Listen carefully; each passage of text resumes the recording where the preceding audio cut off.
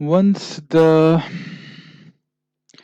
once the agrarian age came to the end and the industrial age begins around 1005 years 1500 years.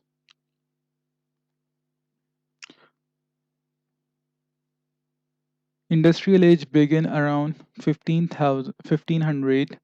The power was no longer based on the land and agriculture. The Monrids realized they have to change in the response to the Land Reform Acts that allowed peasants to own the land. Then the royalty created diver- der- derivatives. Derivatives such as taxes on land ownerships and mortgages, as a way of allowing the commoners to finance their land. Taxes on mortgage are derivatives because they are derived from the land. Your bankers would not call the mortgage a derivative. They would they would say it is secure by the land. Different words, similar meanings. So once the royalty realized that money was no longer in the land but the derivatives that came from the land, the Monarch set up banks to handle the increased business. Today, land is still called real estate because no matter how much you pay for it, it never really belongs to you. It still belongs to the royal. What is your interest rate really? Rich Dad fought and negotiated through for every single point of interest he paid. He asks me this question: when a bankers tell your interest rate is 8% per annum, is it really? I found out it's not.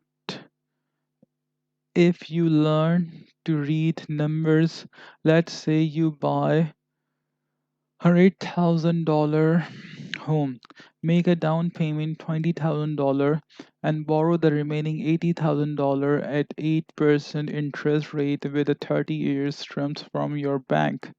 In 5 years, you will pay a total $35,000 to the bank, $31,000 for interest, and only $4,000 for debt reduction. If you take the loan to terms your 30 years, you will have paid two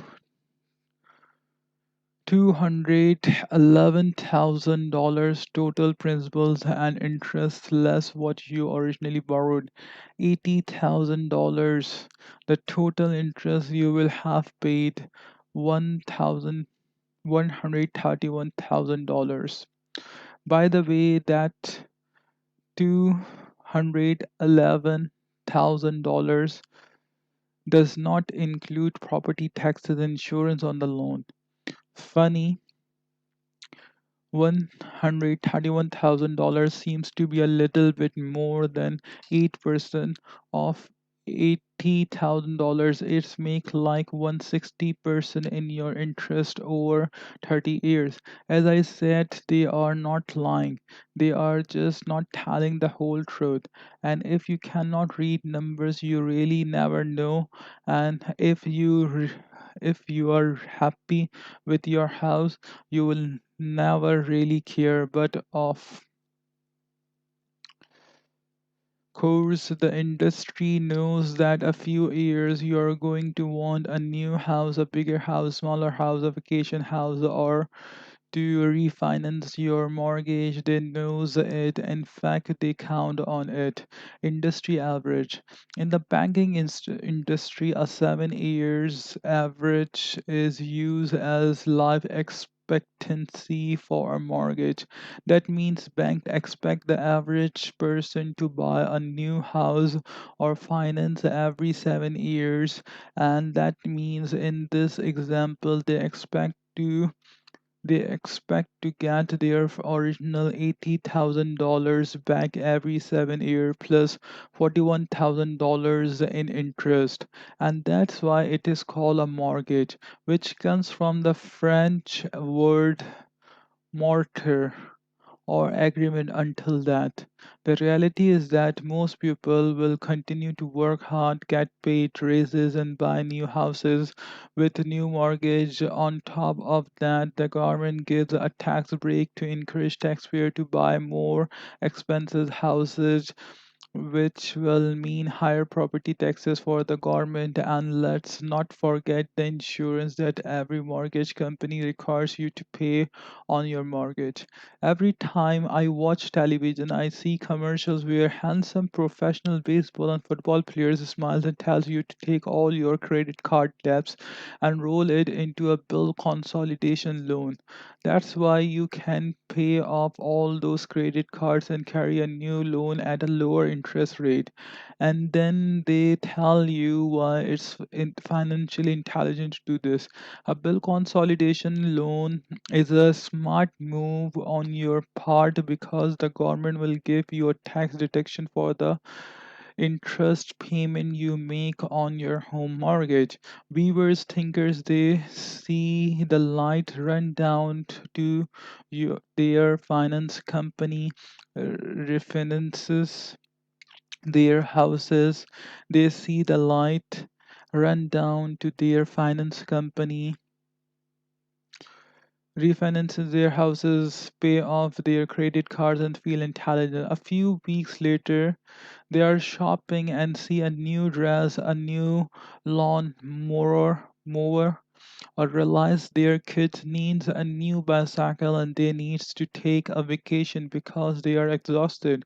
They just happen to know have a clean credit card, or they suddenly receive a new credit card in the mail because they paid off the other one.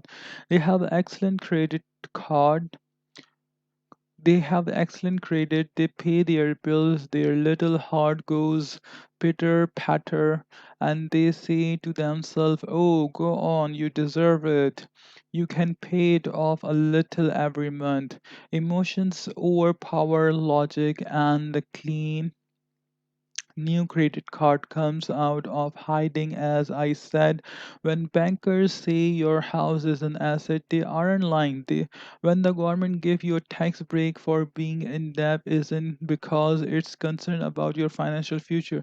The government is concerned about its financial future. So when your bankers, your accountant, your attorney, or your school teacher tell you your house is an asset, they just fail to say whose asset it is. What about savings? Are they assets? Now your savings really are assets. That are the good news, but again, if you read financial statement, you will see the total picture. While is it is true that your savings are assets. When you look across town at the bank balance sheet, your savings shows up as a liability. This is what your savings and checkbook balance look like in your asset column. Your balance sheet, assets, liabilities, savings, checkbook balance. And this is how your savings and your checkbook balance are carried on your bank balance sheet. Your savings, your checkbook balance. Why is your savings and checkbook balance a liability to bank? They have to pay you interest for your money and it costs them money to safeguard it. If you can get the significance of this few drawing and words, you might begin to better understand what the eyes cannot see, what the game of money. Why you don't get tax break for saving money.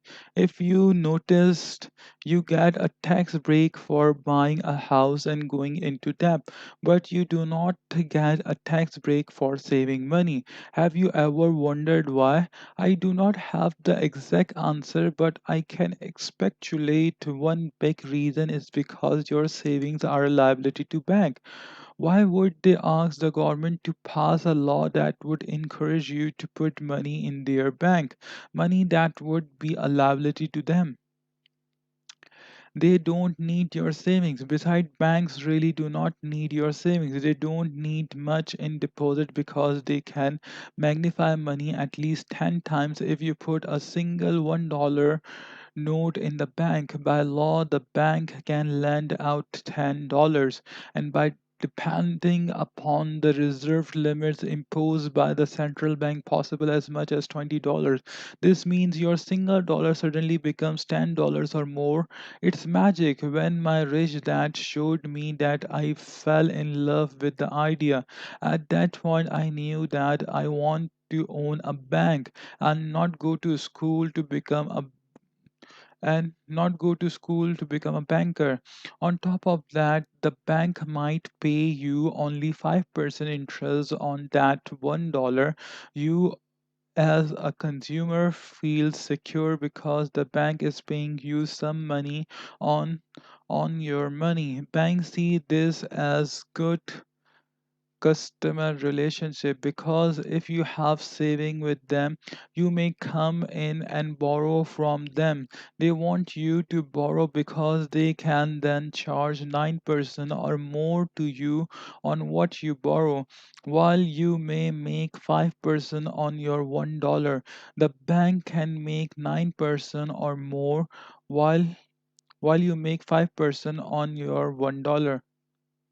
The bank can make 9% or more on the $10 of your debt single dollar has generated recently. I received new credit card that advertise 8.9% interest, but if you understood the legal jargon in the fine print, it was really 23%. Needless to say, that credit card was cut a half and mailed back. They get your savings anyway. The other reason they don't offer tax break for saving is more obvious. If you can read the numbers and see which way the cash is flowing, you will notice that they will get your saving anyway. The money you could be saving in your asset column is flowing asset out of your liability column in the form of interest payment on your mortgage in their asset columns. The cash flow patterns look like this: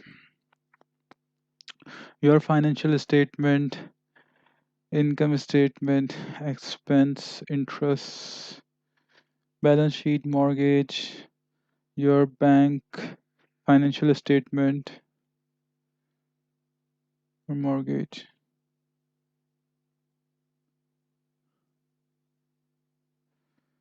That is why they don't need the government to give you a tax incentive to save.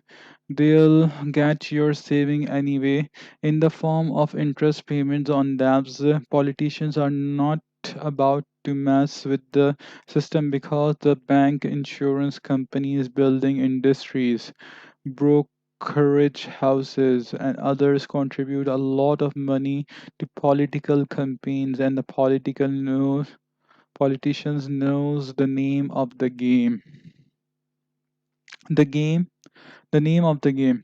In 1974, my rich dad was upset because the game was played against me, and I did not know I had bought this investment real estate and had taken a losing position. Yet I had been led to believe it was a winning position. I'm glad you entered the game, said Rich Dad, but because no one has ever but because no one has ever told you that the game is, you have just been suckered over to the losing trump. Rich Dad then explained the basic of the game. The name of the game of capitalism is who is indebted to whom. Once I knew the game, he said, then I could be a better player. Instead of someone who just had the game run all over them. The more people you are indebted to, the poorer you are. The more people you are indebted to, the poorer you are, said Rich Dad. And the more people you have indebted to you, the wealthier you are. That is the game. As I said, I struggled to keep my mind open, so I stayed silent and let him explain. He was not saying it maliciously, he was just explaining the game as he saw it. We are all in debt to someone else. The problem occur when the debt gets out of balance. Unfortunately, the poor people of this world have been run over so hard by the game they often can't get any deeper into debt. The same is true for poor countries. The world simply takes from the poor, the weak, the financially uninformed. If you have too much debt, the world takes everything you have, your time, your work, your home, your life, your confidence, and then they take your dignity. If you let them, I did not make up this game. I do not make the rules, but I do not know the game and I play the game well. I will explain the game to you.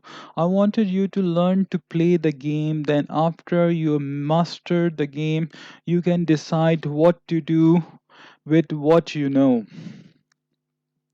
Money is debt. Rich Dad went on to explain that even our currency is not an instrument of equity but an instrument of debt. Every dollar bill used to be backed by gold or silver, but is now an IOU guaranteed to be paid by the taxpayer of the issuing country as long as the rest of the world has confidence in the American taxpayer to work and pay for this IOU called money. The world will have confidence in your dollar. If that key element of money, which is confidence, suddenly disappear, the economy comes down like a house of cards, and the house of cards has the economy comes down like a house of card, and the house of cards has come down many times throughout history. Take the example of a German Weimar government marks that become utterly worthless just before World War II. As one story goes, this elderly woman was pushing a wheelbarrow full of marks to buy a loaf of bread. When she returned her bag, someone stole the wheelbarrow and left the pile of worthless money all over the street. That is why most people today is known as flat money, which is money that cannot be converted to something tangible like gold or silver.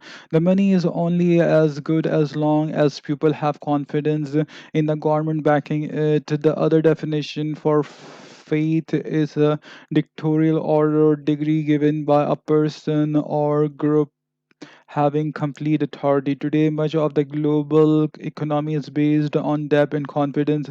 As long as we all keep holding hands and no one breaks ranks, everything will be fine. And the word fine is my aquarium for feeling insecure, neurotic, and emotional. Who owes you? Going back to 1974, when I was learning how to buy that $56,000 condo, my rich dad taught me an important lesson on how to structure deals. How is indebted to whom is the name of the game, said rich dad, and somebody just stuck you with the debt. It's like going to dinner with 10 friends, you go to the restroom, and when you came back, the bill is there, but all 10 friends are gone. If you are going to play the game, then you had to best learn the game, know the rules, speak the same language, and knows with whom you are playing. If not, instead of playing the game will be played on you. It's only a game. At first, I got angry at what my rich dad told me. But I listened and did my best to understand. Finally, he put it into a context that I could understand. You love playing football, don't you? He asked. I nodded my head. I love the game. I said, "Well, money is my game," said rich dad. "I love the money game, but for many people, money is not a game." I said, "That is correct," said rich dad. "For most people, it's survival. For most people, money is a game they are forced to play and they hate it. Unfortunately, the more civilized we get, the more money becomes a part of our life." Rich Dad drew the cash flow quadrant.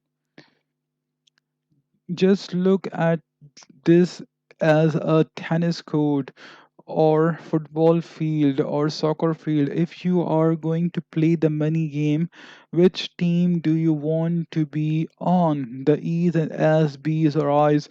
Or which side of the court do you want to be on? The right side of the left. I pointed to the right side of the quadrant.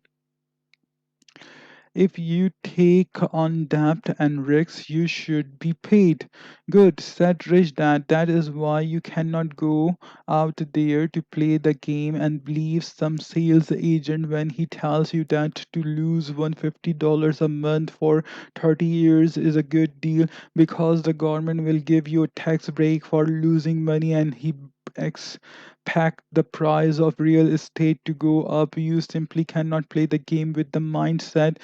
While those opinions might come true, that is just not the way the game is played. On the right side of the quadrant, somebody is telling you to get into debt, take all the risks, and pay for it. People on the left side think that is a good idea, but not the people on the right.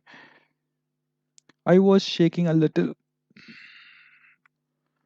"Look at in my way," said Rich Dad. "You are willing to pay $56,000 for this condo in the sky. You are signing for the debt. You take the risk. The tenant pays less in rent than what it costs to live there. So you are subsidizing the person who housing. The stake makes sense to you." I shook my head. "No, that is why I play the game," said Rich. "That from now on, if you take on debt and risks when you should get paid."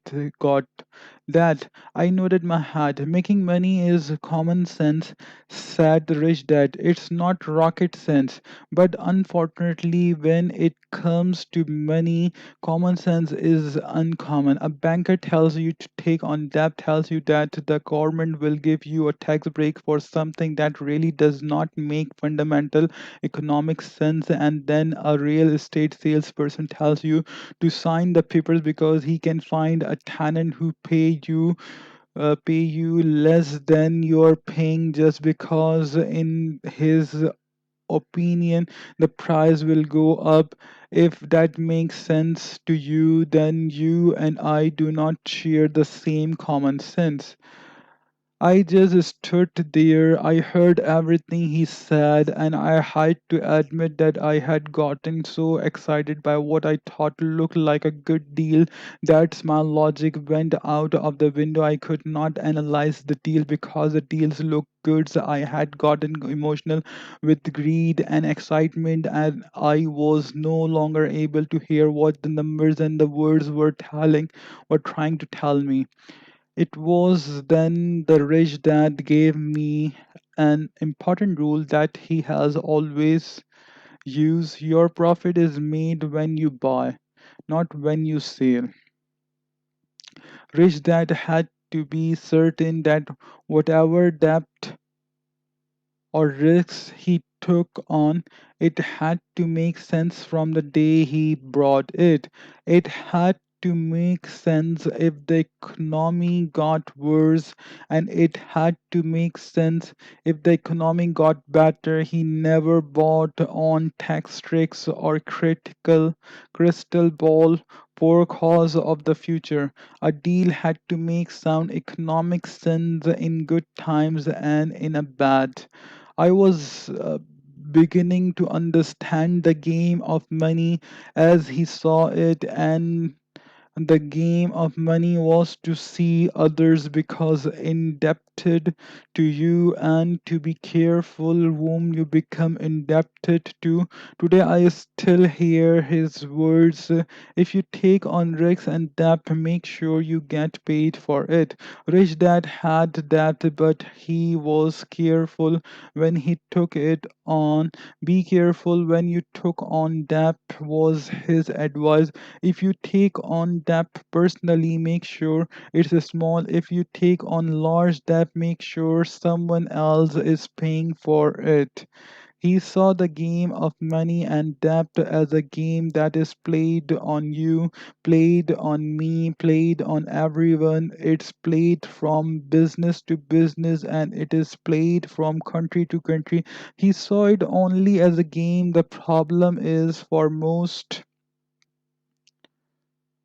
people, money is not a game. For many people, money is a survival, often life itself, and because no one explained the game to them, they still believe bankers who say a house is an asset. The importance of facts versus opinions. Rich Dad continue his lessons. If you want to be successful on the right side when it comes to money, you have got to know the difference between facts and the opinions. You cannot blindly accept financial advice the way people on the left side do. You must know the numbers, you must know the fact, and the numbers tell you the facts.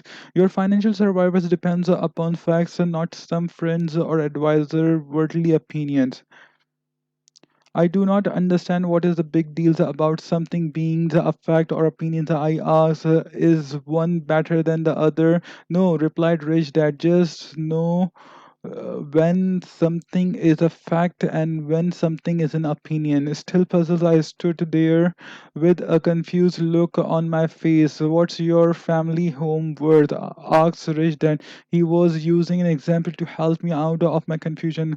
Oh, I know, I replied quickly. My parents are thinking about selling, so they had a real estate agent come in and give us an appraisal. They said the house was worth $36,000. That means my dad net worth increased by $16,000 because he only paid $20,000 for it 5 years ago. So it's so is the appraisal and your dad net worth a fact or an opinion? Asks Rich Dad. I thought about it for a while and understood what he was getting. Both are opinions, aren't they? Rich Dad nodded his head. Very good. Most people struggle financially because they spend their life using opinions rather than facts. When making financial decisions, opinions such as your house is an asset, the price of real estate always goes up, blue chip stocks are your best investment. It takes money to make money. Stocks have always outperformed real estate. You should diversify your portfolio. You have to be dishonest to be rich. Investing is risky. Play it safe. I sat there deep in thought, realizing that most of what I heard about money at home was really people opinions, not facts. Is gold an asset? Asked Rich Dad, snapping me out of my daydream. Yes, of course, I replied. Yes, It has been the only real money that has withstood the test of time. See, there you go again. Smile, Rich Dad. All you are doing is repeating someone else's opinion about what is an asset rather than checking out the fact. Gold is only an asset by my definition. If you buy it for less than you sell it for, Rich Dad said slowly. In other words, if you bought it for $100 and sold it for $200, then it was an asset. But if you bought 1 ounce for $200 and you sold it $100, then gold is an transaction was a liability. It's the actual financial numbers or of the transaction that ultimately tell you the facts. In reality, the only things that is an asset or liability is you.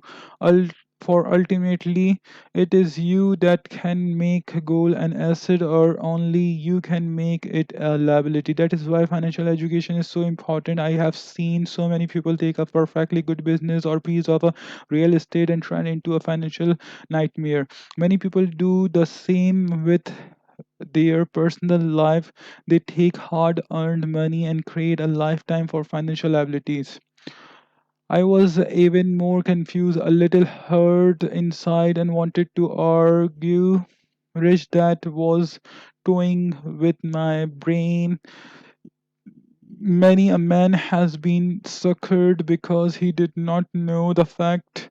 Every day I hear horror stories of someone who lost all their money because they thought an opinion was a fact. It's okay to use an opinion when making a financial decision, but you best know the difference. Millions upon millions of people have made life decisions based upon opinions handled down from generation to generation, and then they wondered why they struggle financially.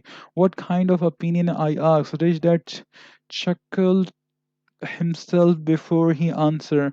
Well, let me give you a few common ones we have all heard.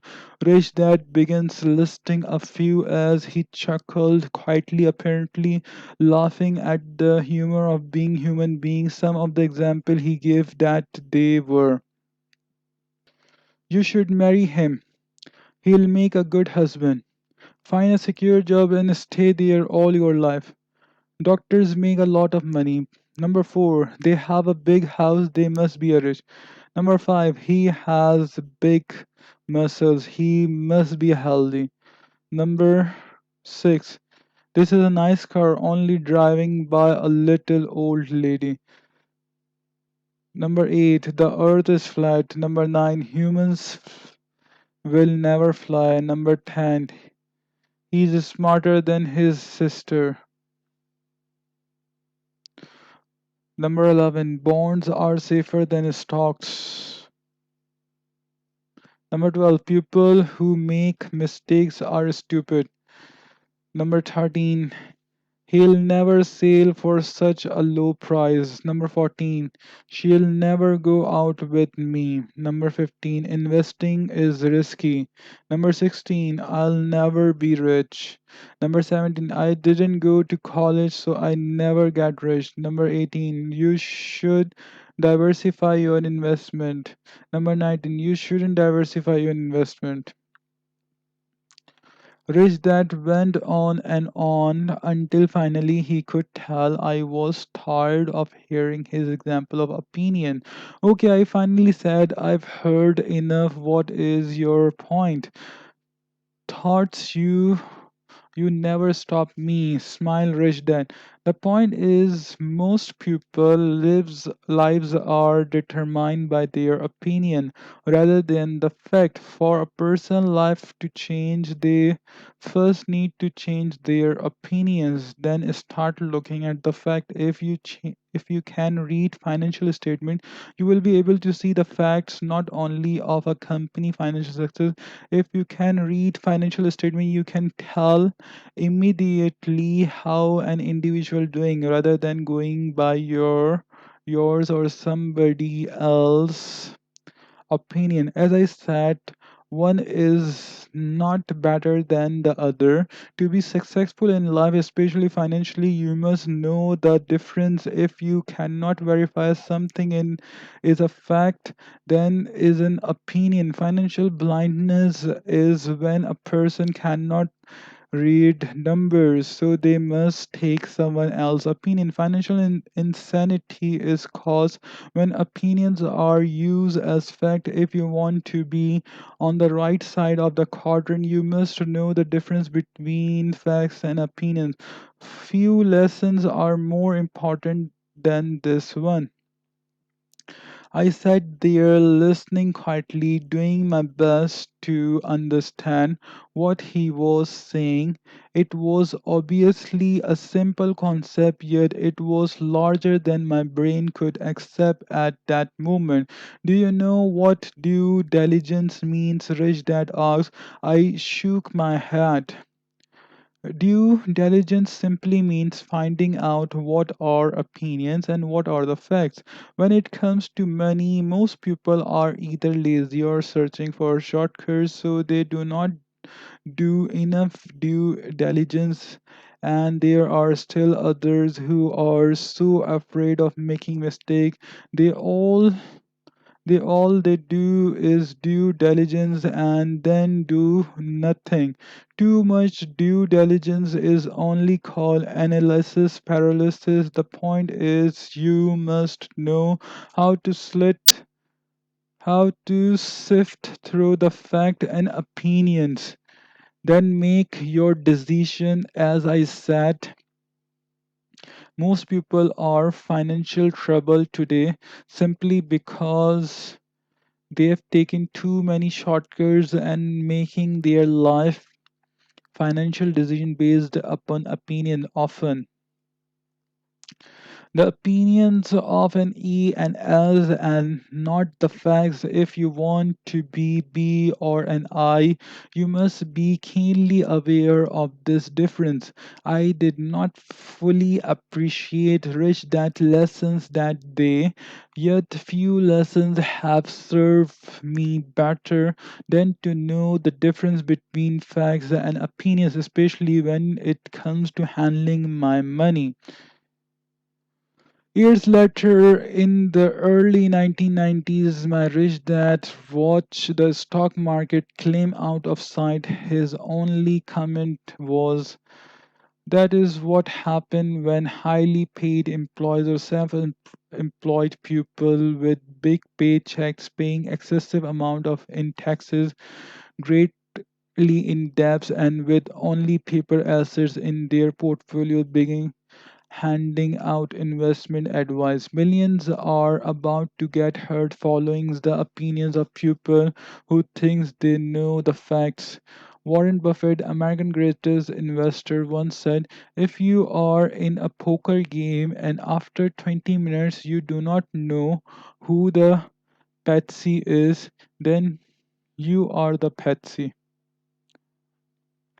Why people struggle financially? I heard recently the most people will be in debt from the day they leave school until the day they die. This is the average middle class American financial picture. Income, expenses, payroll taxes, income taxes, property taxes, mortgage taxes, credit card payments, sale taxes, car payments, food, clothing, entertainment, recreation, due etc. Balance sheet, liabilities, mortgage, car loan, consumer debt, credit card, school loan, someone else balance sheet. If you if you now understand the game, then you may realize that those liabilities listed must shown up on someone else's balance sheet like this. Income, expenses. Anytime you hear these words, slow down, easy monthly payment, or don't worry, the government will give you a tax break for those losses, then you know someone is luring you into the game. If you want to be financially free, you got to be a little smarter than that. For most people, no one is indebted to them. They have no real asset things. They put money in their pockets and they are often indebted to everyone else. That is why they cling to job security and struggle financially. If it were not for their job. They've been broke in a flash. It has been said that the average American is less than three paychecks away from bankruptcy just because they sought a better life and got run over by the game. The tack is stacked against them. They still think their house, car, golf club, clothes, vacation homes, and other dudes are assets. They believe what someone else told them. They have to believe it because they cannot read financial numbers. They cannot tell facts from opinions. Most people go to school and learn to be players in the game, but no one explained the game to them. No one told them that the name of the game is who is indebted to whom. And because no one told them that, they are the ones who becomes indebted to everyone else. Money is an idea.